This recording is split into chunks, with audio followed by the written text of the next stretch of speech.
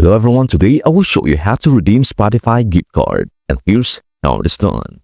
First, start by logging into the web version of Spotify. Open your browser and go to spotify.com.